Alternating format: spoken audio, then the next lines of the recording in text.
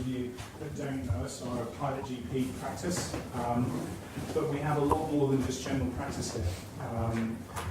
We have physiotherapists, chiropodists, psychotherapists, child psychology, lots of different services, and the aim is to try and make Daleswood Health a really inclusive service. So downstairs they've been doing very specialised knee injections tonight. We have consultants from Parkway and the local specialists that come and use our services as well. So Daleswood Health, really the aim is to make it not a one-stop shop, but as having a group of really good doctors and therapists and specialists to provide you the best possible care that we can achieve. The aim of these talks is really to allow you to get to know us, if you want to break down the barriers between doctors and patients, to make it a bit more informal, and also to give you information that perhaps you've not had an opportunity to get from any other interaction with a doctor. You know, when you go to see your NHS GP, it's really to the clock. You know, you know they're stressed. You know that they're knowing that the next person's got to be in 10 minutes' time, and you often feel a bit held back by that and don't want to ask questions, or you've got things that you don't understand that you'd really like to know. So this is an opportunity for anyone to pick up on a subject that they're interested in and ask us what we think. Sometimes that can be a bit intimidating, so you can grab us at the end. But the aim really is to impart our knowledge and make you guys perhaps more knowledgeable than many other doctors are about the subject, but certainly to inspire you to discover a bit more about your own health problems. And if we can facilitate that, doing this, then we'd be really happy. So tonight is very different to how we've done talks before. I usually stand at the front with a consultant and I tell you lots of facts and figures, and I see people writing notes and recording things of, right, I must go and speak to my doctor about this. Tonight, because this is all about mental health, and in particular anxiety and stress, I wanted to try and make it a little bit more interactive. So change the rows of seats to a big circle like we have tonight. And hopefully we'll get a little bit more participation from people. We've all experienced stress and anxiety to greater or lesser degrees, and we all have very personal experiences of that. You don't have to share those. In fact, you probably shouldn't share those. So try and speak generally about problems or experiences that you've had, because we can't go into dealing with your specific problems, particularly in this environment, but certainly it's not the right setting for that, and it's not group therapy that we're hosting tonight. I personally have never been to a group therapy session, so I don't know what they look like, but this shouldn't be group therapy. Tonight's subject, as I've already said, is anxiety and stress, and I don't know a single person that hasn't experienced stress. It's a natural part of life. We all should experience stress at some point, because it is simply our emotional response to being overwhelmed by whatever situation we're in. And there are lots and lots of different reasons, whether that's preparing for exams when you're younger, whether that's knowing you've got to make an appointment and you're behind with time, whether that's that you've got deadlines for work. There are lots of different reasons why we can experience stress. And so it is a normal experience and nothing that you should be fearful of. But it's how it impacts on you that can lead to you developing anxiety. And anxiety is not just a set thing. There is a broad banner of generalized anxiety disorder, which encompasses lots of different subsets. So you can have panic disorders, which again sort of sit a little bit outside of generalized anxiety disorder. You can have post-traumatic stress disorder. You can have a wide variety, whether that's agoraphobia, whether that's obsessive compulsive disorder, all of those sort of sit underneath that generalised anxiety diagnosis. And I'd like to try and avoid medicalising as much as I possibly can. And the reason I'm talking first rather than Jennie, who is also going to hopefully talk far more than I will tonight, is that often the only thing I see are patients coming to me where they've reached that threshold and they can't cope and they can't deal with it anymore. And as doctors, we're often approached because someone has got too much stress, are developing anxiety, or perhaps even have an anxiety disorder. And for example, today I was working at a practice not far from here, and 80% of what I saw was anxiety and depression this morning, which is a huge percentage of consultations, of which almost all of them were on medication, which I kind of felt a little bit uncomfortable with. But the issue that we find as doctors is when you come and ask us for help, we often feel quite restricted in what help we can provide, and sometimes that prescription pad is the only sort of help that we feel that we can give you at that time. And everyone comes with different agendas. Some people will come and see us and they're searching for a medicine. Other people will come and see us and they have no reason or no idea what to expect from us. And other people want therapy or a specific type of treatment or an answer that they've got their own preconceptions of what to get from the doctor. And from a doctor's point of view, it's very difficult because in the NHS we have 10 minutes to understand what the problem might be. We might not have met you before, we might not know your background, and it's really very difficult. And the one difference and the one luxury that we have here is working privately, we have as long as you want. As long as you need, whether that's half an hour, whether that's an hour. And we also really strive to have a very consistent relationship with you, and that you're only going to see the same doctor. And that makes a huge difference, particularly if you want to tell us personal things, sensitive things, things that you would never really want to tell anyone else. And as a doctor, we're very privileged that patients often come and tell us really very graphic, very horrific things that happen in their lives without having ever met them before. But equally, that can be a big block in that we've never met you before, so you're not going to tell us all the things that really help. So understanding you and your specific situation is key to working out what is going to be the best way forwards. Whether that is medicalising the condition, whether that's you've broached or gone over from stress to anxiety. But to define what anxiety is from a medical point of view, generalised anxiety disorders really have to be present with set symptoms for at least 6 months. But that's quite a long time. You know, most people will say, I've been really stressed over the last month or 2 months or 3 months, or they've had something horrific happen to them. But to have a formal diagnosis of a generalised anxiety disorder, you need to have set symptoms for an extended period of time. And often people don't ever get to that. And so we often deal with stress, but then we medicalise stress because you're coming asking for help and we have to try and help in some way. So doctors often get stuck in that situation of what can we do to help. Just as a sort of point of interest, and it's not great if we're recording this, but around the room, who has struggled with stress or anxiety or had a formal diagnosis or even been medicated for a condition? Yeah. So pretty much all of us.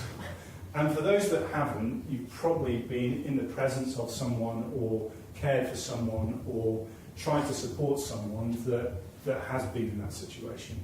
And we all react very differently. We all do very different things. But the impact of stress is huge, and the impact of anxiety is massive. Mental health accounts for at least a third of work-related illness, and at least 45% of time off work. So it's a massive proportion in terms of impact on people's lives in adulthood. In childhood, it also has huge, huge implications. And fortunately, mental illness in children and adolescents is becoming much, much more spoken about, and therefore we're much more aware of those issues. Previously, certainly when I was going through med school and in my early psychiatric training, was told, well, mental health doesn't exist under the age of 15. That's just behavioural problems and you ignore it, which is just a bizarre notion to think that you would ignore that. But it's prolific. There are a huge number of people who experience significant anxiety and significant mental health problems. And often it is doctors that are the first people to, or at least I'm aware that doctors are the first people that you're approaching for help. However, we have Jennie with us. And Jennie has been working alongside us at Daleswood Health for quite some time now. I never actually get to speak to Jennie about patients much, but to me they're patients, and to Jennie I'm guessing they're clients.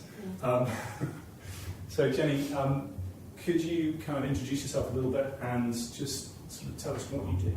Yeah, so I'm a cognitive behavioural psychotherapist. I work with people who, as Ollie have described, have issues with anxiety and low mood, depression, and sometimes stress as well.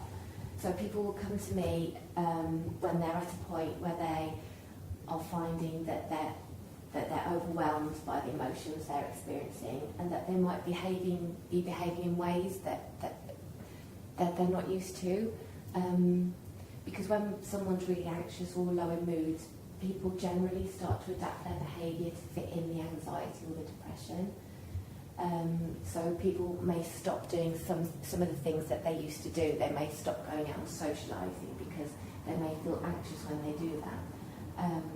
So people tend to come and see me at that point after they've been to the doctor and they've been given a diagnosis of an anxiety disorder or low mood or depression. So with them, we collaboratively form a way forward of how to deal with the situation they're in at that time, the mental health they're experiencing. And often that's around talking about the emotion they feel, so talking about how they feel, talking about the anxiety and the low mood, and what may be the factors that are influencing their lives and pressure they're under at that point in time. So cognitive behavioural therapy is one talking therapy. It's one way of talking about issues that people are experiencing. There are others. There's counselling, people may have heard of, mindfulness. There's lots of different ways of approaching emotional problems, emotional difficulties that people are having. And I think different things work for different people, and different people work for different people.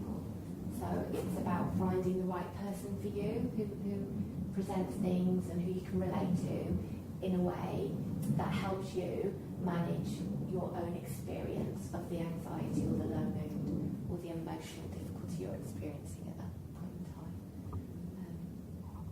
I like to think of a therapist just like you would a medicine or a drug. You might find that paracetamol does absolutely nothing for you if you've got a headache, but your go-to is ibuprofen. Or you might find a certain brand of ibuprofen works really well for you. It's exactly the same with a therapist. The type of therapy, rather than being a drug therapy, is a talking therapy.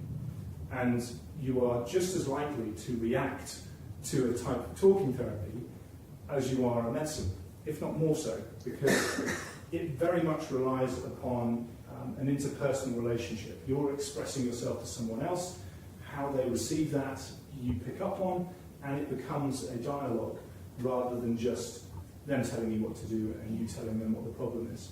And so it is really important to acknowledge right at the beginning when you think about any form of therapy that actually it might just not suit you.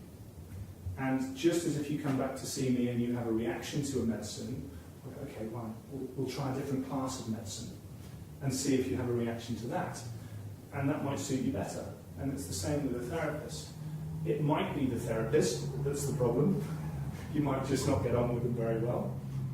But equally, it might be the type of therapy that they're using that might not suit you very well. And sometimes it's about getting used to it. So when I start you on a medicine, particularly say an antidepressant, I'll say, right, it's not going to work for the first 3 weeks, at least, and you're probably going to get some initiation side effects. You'll feel different. And it's the same with a therapist. You're going to meet them for the first time, and you're going to be quite uneasy. You're not going to tell them everything that perhaps you need to or want to, and it will be a little bit difficult. And part of that is just easing yourself into it and knowing that it's going to be uncomfortable and allowing yourself to roll with that. And at some point going, actually, no, they're just an idiot and I really don't get on with them and they're not speaking sense and this isn't going to work. But being upfront and honest right at the beginning and saying, well, that's a potential outcome for this. It doesn't mean that all talking therapies are a disaster. It doesn't mean that all drug therapies are a disaster. It just means it hasn't worked for you and we should try something else. Because it's really hard as a clinician to guess, and it is guessing, what is going to work for you best. Some of that comes from knowledge of that person, understanding what type of personality they are. There are some people that I would never dream of mentioning talking therapies to because they're just going to blow that out of the water. There are other people that desperately want medicines from the very beginning, or desperately want therapy, or desperately want to avoid medicines. And so you have to work with that in a therapeutic way, because anxiety isn't kind of like having asthma. Asthma is asthma, but anxiety has so many different causes and so many different ways of treating it, because not everyone has got to having anxiety in the same way. And so to unravel that takes a very individual approach, and it does take time to unpick that.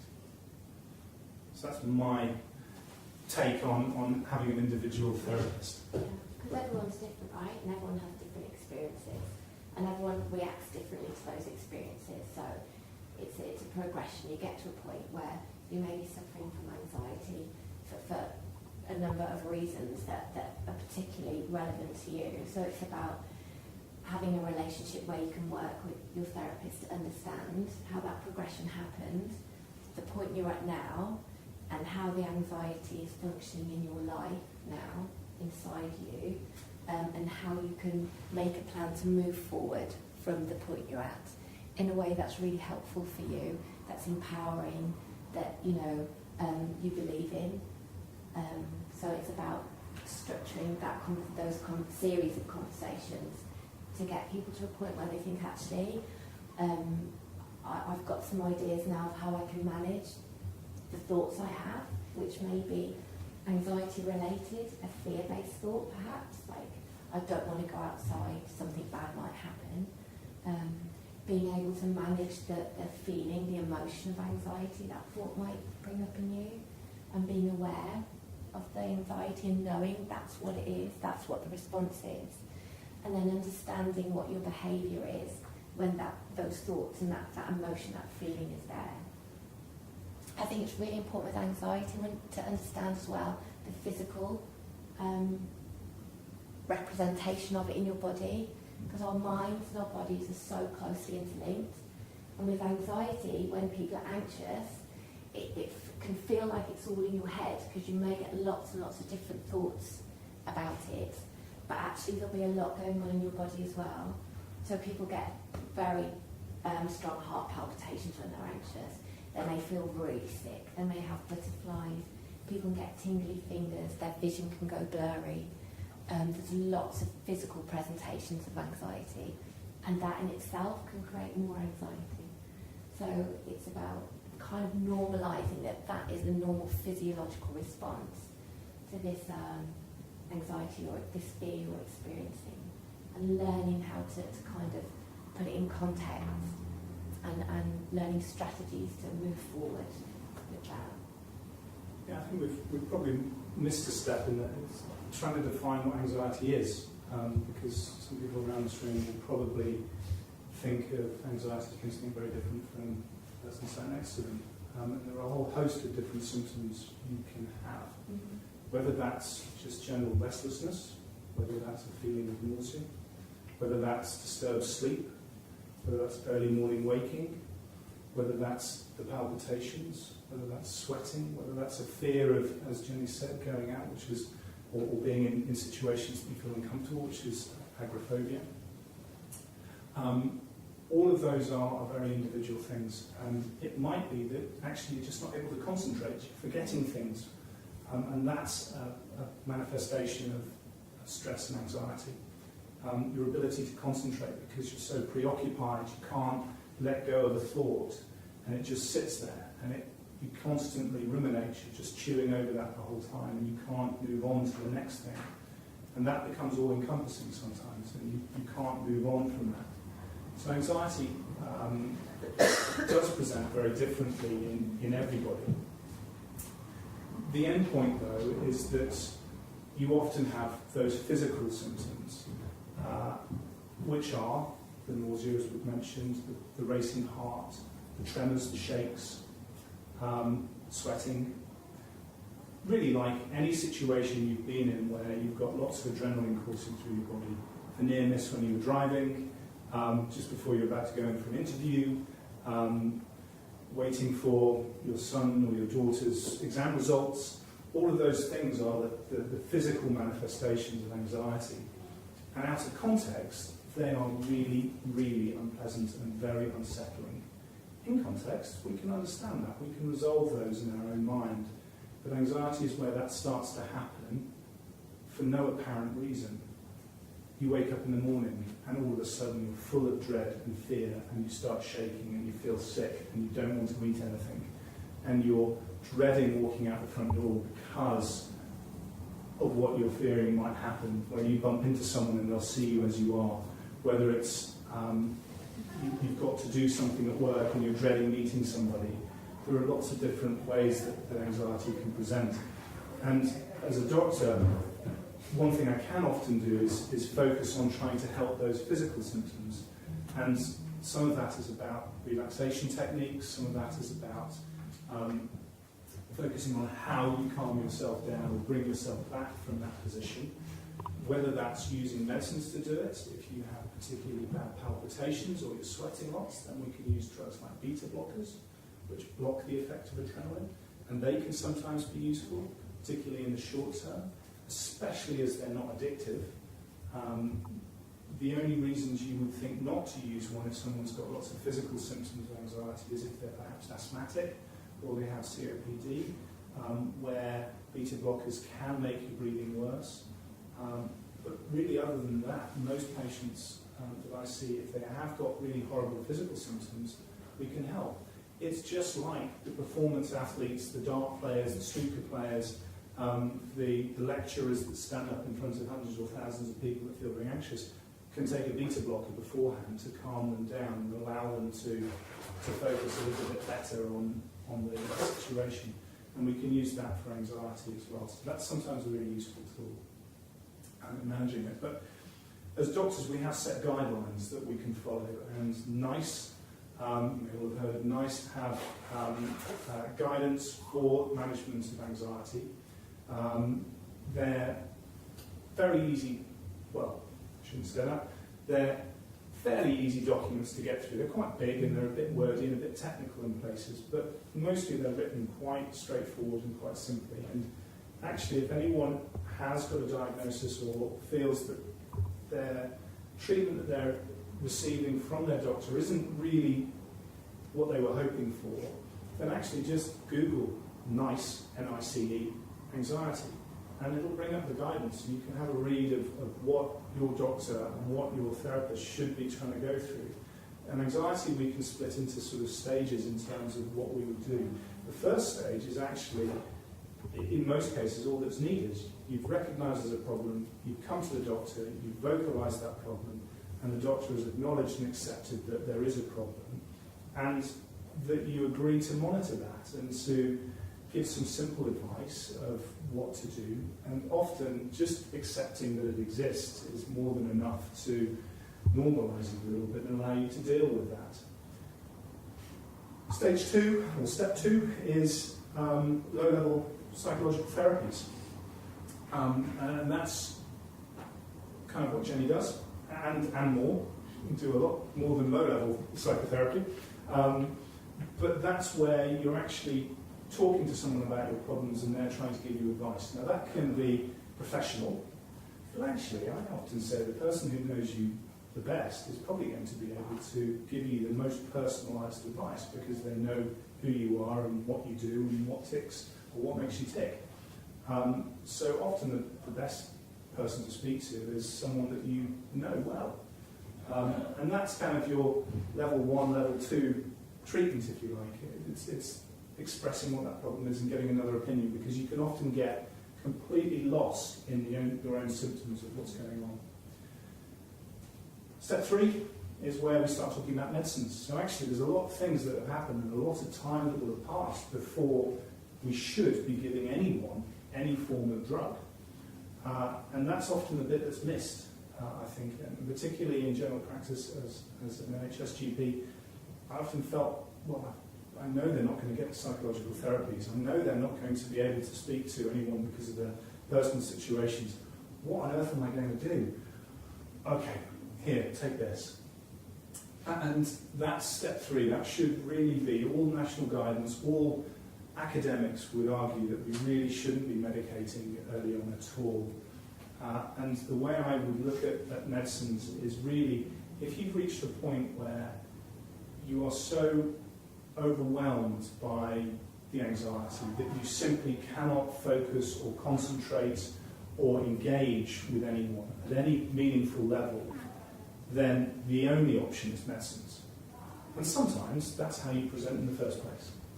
Sometimes it is so catastrophic, the stress, or it is so overwhelming the level of anxiety that you have that we have to use medicines. And we can use short-acting medicines. So those are the likes of diazepam or Valium that you may have heard of. There's a group of drugs called benzodiazepines. We really shouldn't use those in any meaningful way at all, but for severe examples or situations where something catastrophic has happened, then actually it's perfectly acceptable and reasonable to use something like diazepam. The problem with it is it's like having a gin and tonic. Or several gin and tonics. You're not really going to make any sense. You can't process your thoughts properly. All it does is diffuse and give you something else to think about, or to make it disappear. But it hasn't disappeared, it's still there. And the problem still exists. So hiding behind medicines like diazepam or benzodiazepines really are only good as a get-out-of-jail card when things have got so bad that you can't focus. But 2-3 days is really as much as you should ever think about using those. And they're only licensed for use up to 3 to 4 weeks. We should never prescribe a drug like that any longer than that. And there are very few situations where you should ever be prescribed them at all, but certainly not for more than a week, and really only for a day or 2. So that's benzodiazepines. All the other medicines that we're meant to use really are antidepressant drugs. So SSRIs are the group of drugs that we're meant to use first. So those are selective serotonin reuptake inhibitors. They increase the amount of serotonin that's in your brain. And all of these medicines, all of the antidepressant medicines, really are there to give you a bit of respite from the physical and the mental issues that you're trying to deal with. But they only give you respite. They don't take the problem away. Sometimes you just need that in a bit of time and things will dissipate and you'll sort things out yourself. But most of the time I would always recommend a combined approach of therapy, which you should already have started way before you came into using any medicines. But if you have presented so severely that you need the medicine straight away, then that's fine. But certainly in conjunction with some form of therapy. Now, I often try and draw an analogy between sort of physical illness and mental illness, because it's just a bit easier to understand a physical illness and how you treat that. If you have torn your hamstring because you're a professional footballer, you tore it because you overdid it. You trained too much, you took on too much, you didn't warm up enough, you weren't prepared enough, something went wrong and it happened, and your muscles and ligaments tore. Immediately afterwards, you can't walk, you can't move, you stretch it off, everyone comes around you and tries to help. And I hope you're sort of following the analogies here of what happens with an anxiety disorder or severe stress. Things build up, no one thing is built up, but all of a sudden you snap and something gives way. And people will notice that, and they might want to come and help and support you. But practically you can't do anything. You can't process any information, you can't deal with anything because you are totally overwhelmed by that problem. And after you've had a few days to go, oh, I really can't move my leg, particularly if you're a professional footballer, you're going to have MRI scans, you're going to have physiotherapists, you're going to have oxygen chambers, you're going to have all of these different types of therapy to recover. But if you're a Sunday league player, then you're not going to have very much of that at all. You might go and see your GP after a few weeks of battling on and not really doing very well. He'll say, well, yeah, you've damaged your hamstring, you need to go and have some physio. And they'll give you the number for the NHS physio, and you'll wait a few weeks, and then eventually you'll see the NHS physio, and then they'll start you on a programme, and they'll spend about 15 minutes with you and tell you to go and do lots of different exercises. Mental health is very similar. If you need a therapy to recover, that can be drug therapy, so that's a bit like having the painkillers so that you can deal with the physiotherapy. But you also need the sort of psychological therapies. And to recover from a hamstring doesn't necessarily have to be with physio. It can be with a sports massage. It can be with icing. There are lots of different therapies, and it's the same with your mental health. There's no one way of recovering. And so everyone that's been through it will say, well, I did this and it was brilliant. And we all know a brilliant physio, and we all know a brilliant chiropractor, and we all know a brilliant sports massage when we've had injuries, if we're particularly sporty. And it's the same with mental health and therapy. The important link and the reason for bringing this up is that we know that if we go and see a physio once a week, once a fortnight, once a month, nothing's going to change if that's the only thing we do to get better and recover, is to go and see that person. It's what we do in between. It's the exercises they tell us to do every day. It's the stretching, it's the walking, it's the slowly building up your tolerance and slowly pushing that limit to the point where you feel a bit uncomfortable doing it, but you know that you have to get better. And your mental health is exactly the same. There is so little difference between the physical and the mental in that respect, in that you won't recover if you don't make an active approach to that recovery. If you sit back and say, I'm injured and I can't do anything, then your hamstring will never recover. It'll constrict, it'll be very tight, and you'll always walk with a limp. And that can happen very much so with your mental health. The physical analogy also exists in that when you've had a bad injury, you'll be left with scarring. You'll be left with a permanent reminder that happened. You might never be able to get the strength back fully as a result of that. And that's exactly the same when you've reached that threshold with your mental health where something has broken. You may never fully recover, but you know where your limits are, you know what you can do, and you change your expectations to deal with that. You might always be a bit frustrated by that. You might always be a bit, I can't do the things I used to do, but actually that's part of what happened to you, and that's part of you and will always be part of you. So working with that and working around that and making the best out of that is all that you can do. So that's certainly from the 10 years of being a GP I've sort of seen, and my approach to managing all mental health problems is to try and put it into a perspective that you can understand, and also return that problem back to you, because it's something that I can't really do very much about.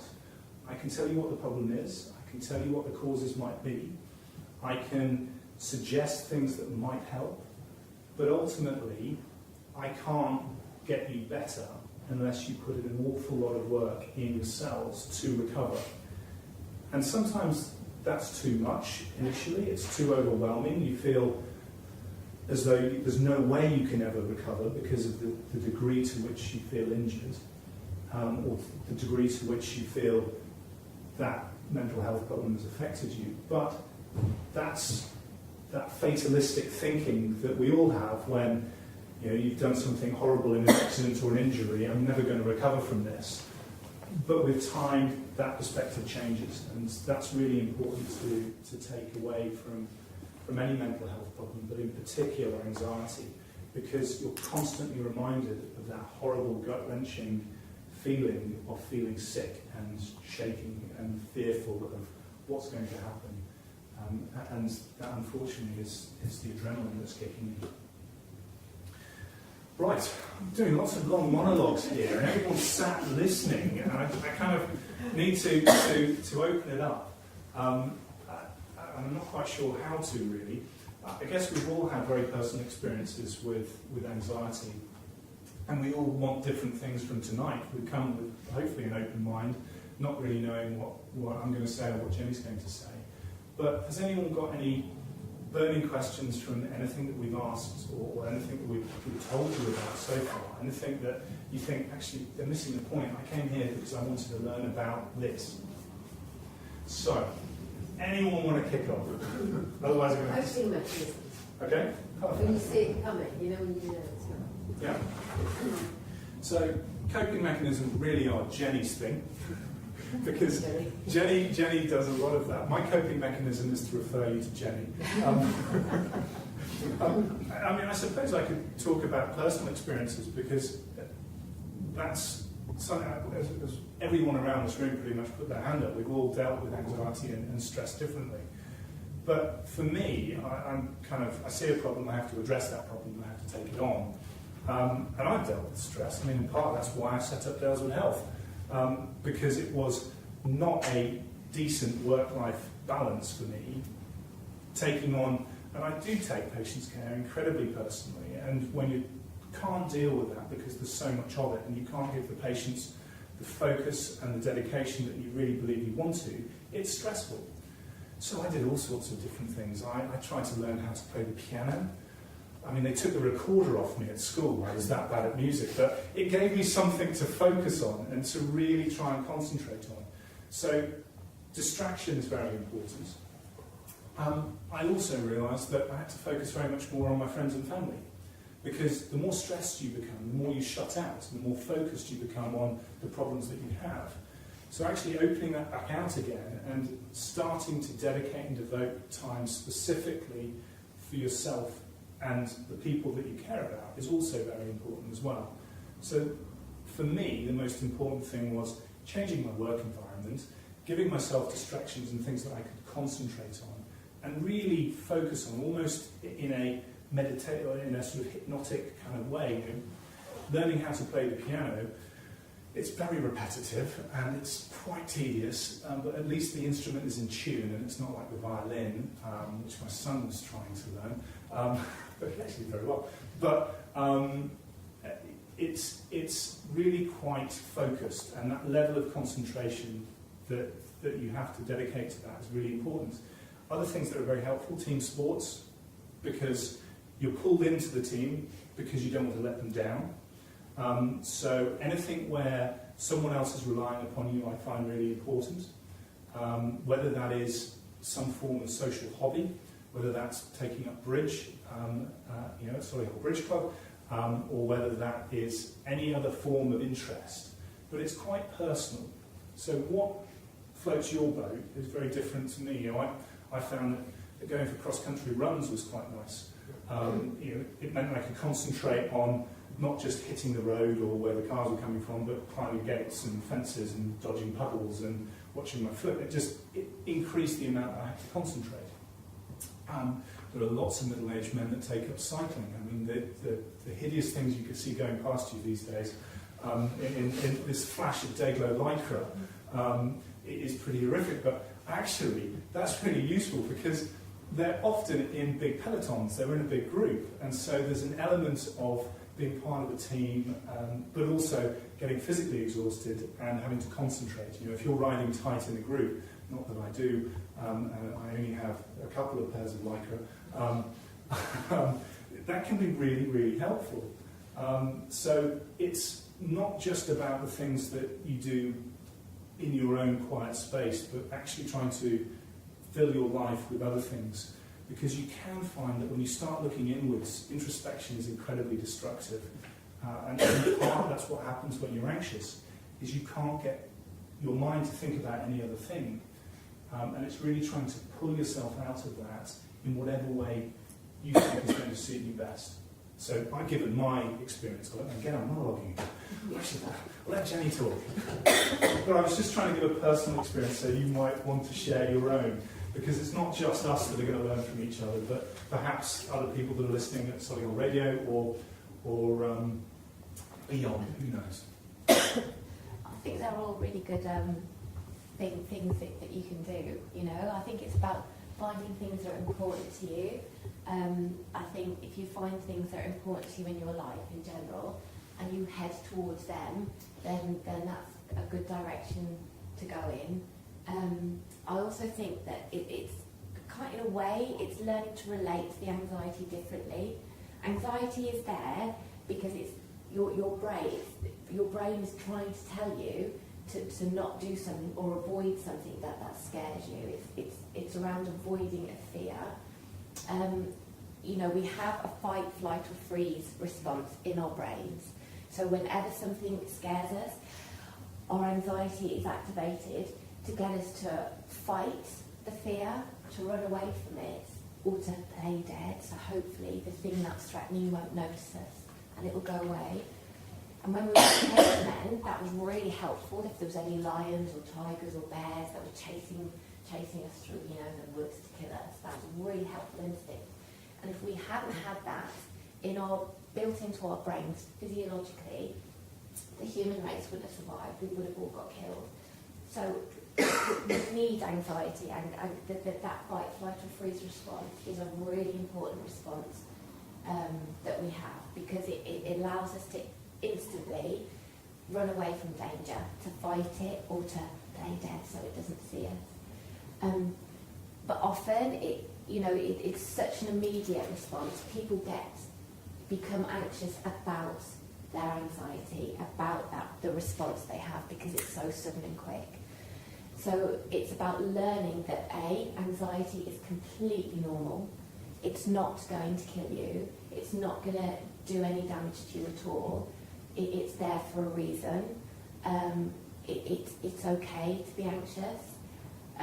It's about understanding that the things you think about when you're anxious may feel that they're very irrational.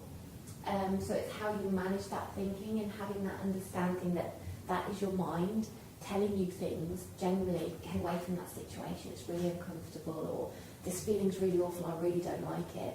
That's completely a normal thought process to experience when you're anxious. So it's about really getting that understanding about what anxiety is there for. Because if you can look at it and examine it in the way it is in you, then you can learn how to manage it for yourself. Can I ask a question? Of course you can.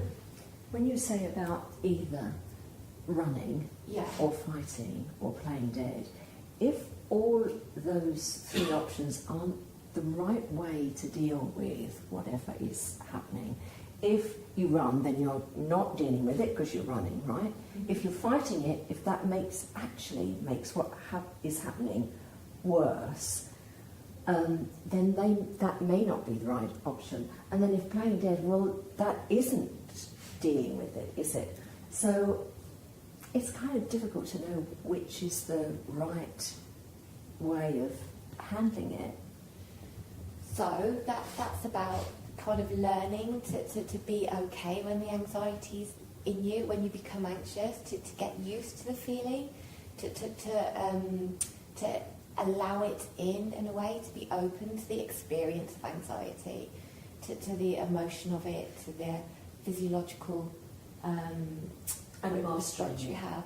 I've kind of been okay knowing that that's what's going to happen.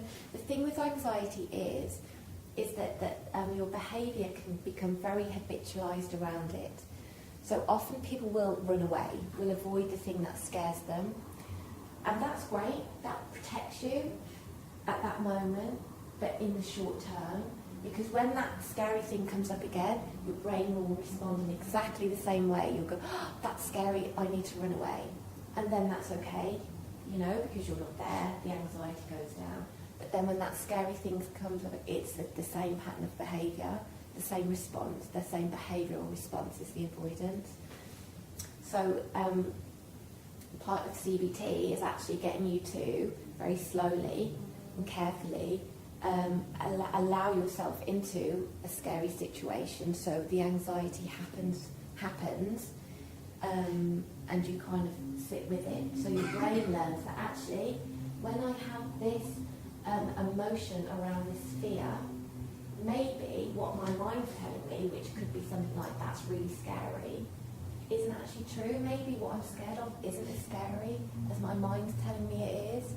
And maybe the emotions I'm having and this physiological response, I can cope with it. I can actually cope with it. I don't need to run away. It's okay. So it's about learning that process. So you change your behaviour in order to train your mind, really, that's fear. Because often our fears are irrational, right? You know, when you're not in that anxious moment, you think, why do I behave like that? You know, why am I scared about that thing? That's so ridiculous.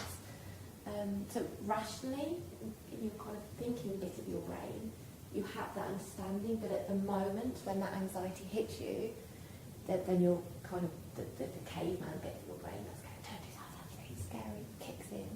So it's about being able to access that kind of rational self, that rational bit of your mind. But it's kind of it's called exposure. It's a learning. It's a learning process. Does that make sense? Yeah. I've done silly things to try and avoid, when you know you're going into a situation where you're going to be anxious. At uni, I went through a stage of getting really worked up for exams, and it got to a point where I was really getting quite physically unwell, and like, oh, you need to have calms or types of drops. I was like, no, I'm not doing any of that. I've got the perfect way of distracting myself before an exam. I wear really small underwear, so it was uncomfortable. And then I'd be walking to these and bloody hell, what was I thinking? And it just made me think about something completely different. Yeah. And then I'd sit through a 3-hour exam going, that was a really stupid mistake. What were you thinking putting that on? But well, it might work for you. It worked for me for a bit. For a brief period of time. But we need that small underpants on. But it's about how if you know you're going into a situation that you know what the response is going to be, it's how do you think you can change that before it actually happens? And that's an important thing. That's why I did that. It's not because I kind of wanted to wear tight underwear, but actually it's like, what the heck can I do that's really going to make me think about anything else? And it has to be something physical, because your mind will just pull you into that black hole of fear and anxiety. Oh, I haven't done enough work, I haven't done enough revision, what happens if I don't? And mentally you get pulled in, so sometimes you either need someone else to pull you out, to stop you looking at the headlights, or you need something that constantly reminds you. You've got people that put rubber bands around their wrists, and you've got me who wore tight underwear, or you've got lots of different things that you can do physically that allow you to think, okay, I'm going to going into a situation where I know I'm going to get anxious. What can I do to divert that anxiety in another way? Or, as Jennie said, I'm going into a situation that I know rationally I'm going to get anxious about. I know that nothing bad is going to happen for it, so I'm going to just ride with it. And now, when I go into a situation that I'm thinking, oh, I've been uneasy about this, I kind of just think, well, yeah, imagine them in underwear, which is a really classic way of kind of public speaking. Don't worry, I'm not doing that tonight. But it is important to prepare yourself for a situation that you are fearful of in a way that you know isn't going to be distracted, that isn't going to make you suddenly start thinking about looking at the headlights again, and falling into that black hole of anxiety. So that's what I try and do. That's another strategy. Sorry, just as you were talking about it, I thought I'd give another embarrassing thing that I would do. Full disclosure tonight. No one else, you can't leave the room.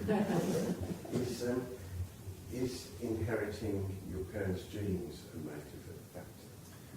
There's been an argument about whether mental health is a genetic problem or whether it's an environmental problem. And there is always going to be extremes of the spectrum. Yes, there are families that have much higher incidence of mental health, but is that the genes or is that the environment? Because of course you learn behaviour, you learn responses from your family and from those people that are close to you. And it's very hard to tease out those elements. Now, there are some very unethical studies that have tried to look at identical twins separated at birth, but actually most of those studies have been completely destroyed by the fact that they were false. And it doesn't really happen. I mean, can you think of a situation where you're going to have two identical twins separated? It's very unlikely, and for them to have mental health problems, they're rubbish in terms of science. But from a practical point of view, yes, there is always going to be an element of genetics, but I suspect the majority of it is actually environment. And that is in part to explain why we're perhaps seeing a huge increase in awareness and also in the diagnosis of mental health problems, because we're more aware of it and more attuned to it, but actually because there are other things going on in society. You know, society has changed generation to generation, and how we deal with mental health is also changing. You know, perhaps we didn't know much about it because we were sweeping it under the carpet and ignoring it. Perhaps there's always been as much mental health, and actually we're trying to blame it on the fact that we're always head down in front of the telephone or an iPad or a computer. But I don't think you can argue that point either. I think really we're just much more aware of it and feel more comfortable discussing mental health problems now. And I think that can only be a good thing for some. Especially for men, I think.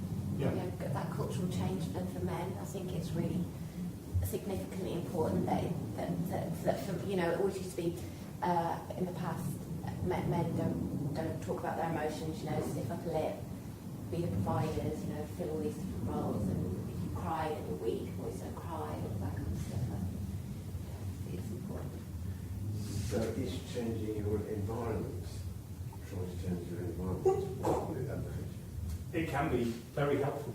I think the thing you have to remember is that if you have got into a position, it is because of a collection of different things that you're in that situation. If you want to change from where you are, you have to change something, whatever that is. So this is when you've got into a position where you have anxiety or where you have got stress, you must change something, because otherwise you will remain in that state, because all of the other factors that brought you to that place are still in place. And so, yes, changing your environment, certainly I did that, and it's helped. So changing your environment, changing the people that you're with, sometimes there are things you can't change. You can't change your job necessarily because you're trapped in a situation where you need to earn money and it's something you don't enjoy and you feel you have to stay there. But it's rare that there is ever a situation that you can't change. Because often, again, as I mentioned earlier, you have that fatalistic thinking of, well, I can't because if I do, then what will happen? And sometimes you have to make that leap of faith, whether that's changing the people you're socialising with, whether that's changing geographically to achieve that, whether that's changing job, whether that's changing your gender. You know, there are lots of different things you can do to change that might be the answer to the reason why you have anxiety in the first place. So yeah, change is really important. Where does depression sit alongside? Is that a symptom of stress and anxiety, or is it parallel somewhere else? There's a huge coexisting mess of anxiety and depression, and I say mess because actually it's very hard to unpick the two sometimes. Tonight's talk was about stress and anxiety, but I don't know many people that have pure anxiety. There are always going to be some depressive symptoms that come with that. When you become withdrawn, when you start losing interest in things, when you start not looking after yourself so much, when you start dreading the day ahead, all of those features are absolutely classic of depression. But equally, if you have anxiety, you can identify with all of those as well. But depression is not the opposite of anxiety, because it's more a withdrawal. Whereas anxiety itself is a sort of heightened emotional state where you feel very much on edge, very much threatened, that feeling of adrenaline coursing through you. Depression is almost the absence of that. It is having a flat effect, having no emotion, having a completely kind of uninterested change in your life where nothing really matters anymore. I don't care. I'm not bothered about the hobby I've spent the last 30 years doing. I really don't care if this relationship breaks down. I'm not interested in getting up this morning. I don't want to clean my teeth. So what if they all fall out? That's depression. And that can happen purely out of the fatigue of having anxiety. So that's why they often exist. Because it's incredibly depressing having an unpleasant symptom for a long period of time. And you see it in anyone with a chronic condition, anyone that's got long-standing pain, long-standing suffering of any sort will result in depression. And so if you are suffering with anxiety for a long period of time, you'd be defying the odds if you didn't have depressive symptoms. So yeah, the two often exist together, and they're not opposites, but sort of almost a reaction to the other. I think most people judge everyone else differently than they judge themselves. So I think most people have quite a loud internal critic. So if you're not doing some of the things that you feel you should be doing, you need to be doing, often people can give themselves a really hard time about the way they're feeling and they're not being able to cope and all of those things, and that can lead to really quite negative thinking, as Ollie said, symptoms of bipolar mood. What's the definition of stress then in relation to anxiety? Because they always go anxiety and stress. Where is the difference? So stress, as I sort of started off by saying, is the sort of normal response that we have to being overwhelmed by a situation. And it's short-lived. And it's usually in response to stresses. So into something that becomes overwhelming for you. Anxiety is where the same emotions that you experience with that stress persist and start to detrimentally impact what you are doing.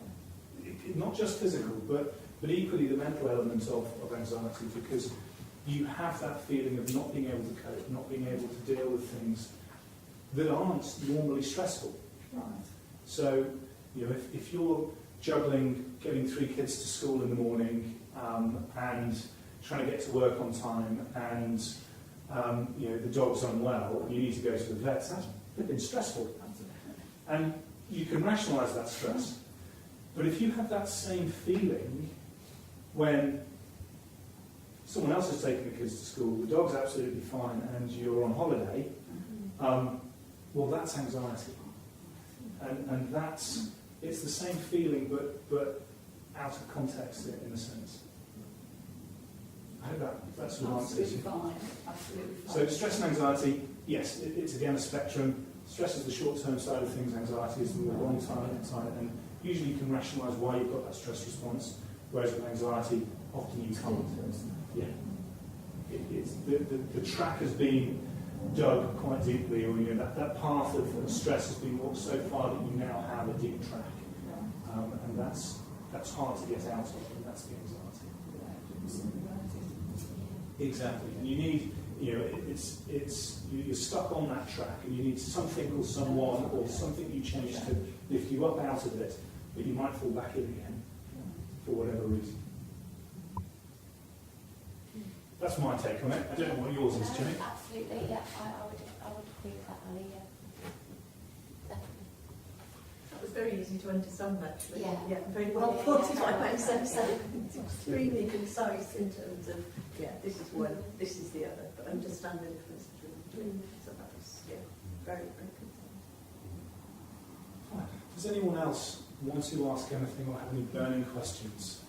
There is no magic elixir to fixing your individual stress. It does require an awful lot of hard work and an expectation from the beginning that no one person is going to be able to fix it for you. It'd be lovely if there was. I wish I had the cure for the common cold. But there are some things that just can't be changed by anybody. But having counselling and having therapy is a bit like going to see a physiotherapist for a checkup and making sure that that injury you've got, you're still doing the right things, you're still doing the right exercises, and a check-in to make sure it hasn't got worse. When you feel the early signs of stress and anxiety, it's important to acknowledge them and address them as early as you can, because if you do feel a little bit of a twinge in your hamstring, it's better to go and see the physio today and get some treatment for it, and know that you're not doing the right or the wrong thing, or not doing the wrong thing, but doing the right thing. And that's the same.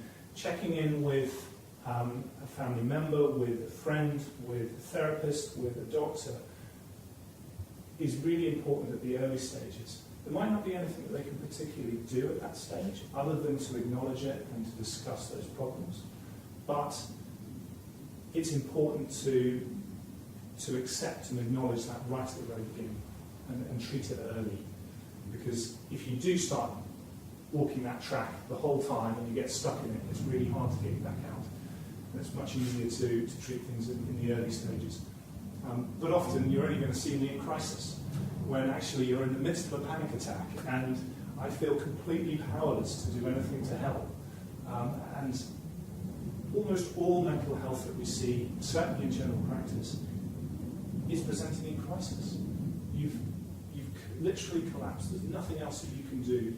You're at your wit's end as to what you can do next.